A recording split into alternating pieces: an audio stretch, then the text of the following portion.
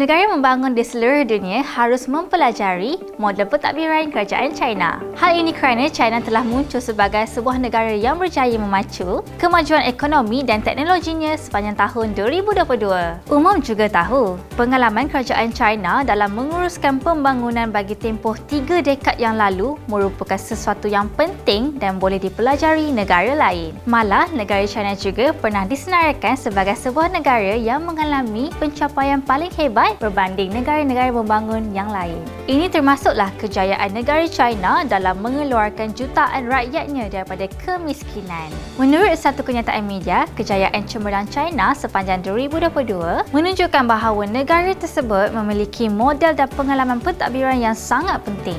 Malah, prestasi cemerlang ini bukan sahaja membuktikan kejayaan China semata-mata, tetapi juga memberi kelebihan dan sumbangan besar kepada dunia.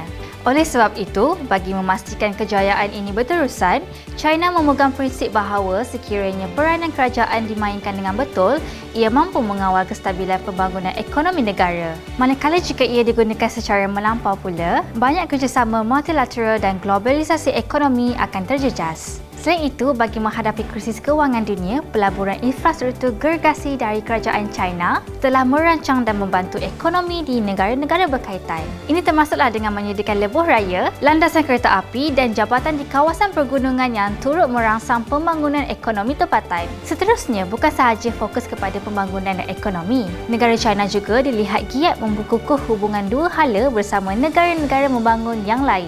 Ini termasuklah memperkukuh hubungan dua hala China bersama Malaysia. Difahamkan kerjasama dua hala di antara China dan Malaysia ini telah merangkumi kerjasama perdagangan, mencari peluang pelaburan dan mempromosi hubungan di antara rakyat kedua-dua negara. Hal ini kerana Malaysia adalah antara negara ASEAN yang paling awal menjalin hubungan diplomatik dengan China. Malah, kerjasama pragmatik kedua-dua negara dilihat telah membuahkan hasil yang menggalakkan dan menyaksikan pelbagai projek berskala besar dilaksanakan dengan lancar. Terdahulu, Malaysia telah mengalung-alungkan syarikat China untuk melabur serta menjalankan kerjasama sains dan teknologi tinggi, termasuk teknologi telekomunikasi generasi kelima 5G. Malaysia juga turut mengutamakan siri inisiatif penting yang disyorkan oleh Presiden China Xi Jinping dan menghargai sumbangan China kepada tadbir urus global. Melihat kepada kejayaan negara China ini, maka tidak hairanlah bagaimana negara China mampu berkembang menjadi sebuah negara membangun lebih cepat mengatasi negara-negara membangun yang lain. Ini juga sekaligus membuktikan bahawa negara China sememangnya sebuah negara yang paling kukuh setakat ini. China inspirasi dunia.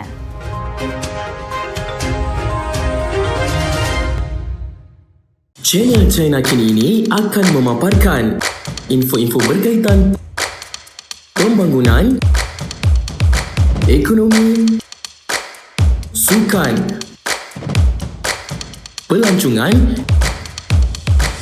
kecanggihan sains dan teknologi yang terdapat di negara China. Untuk perkongsian lebih banyak info menarik, jom subscribe channel China Kini ini. China, inspirasi dunia.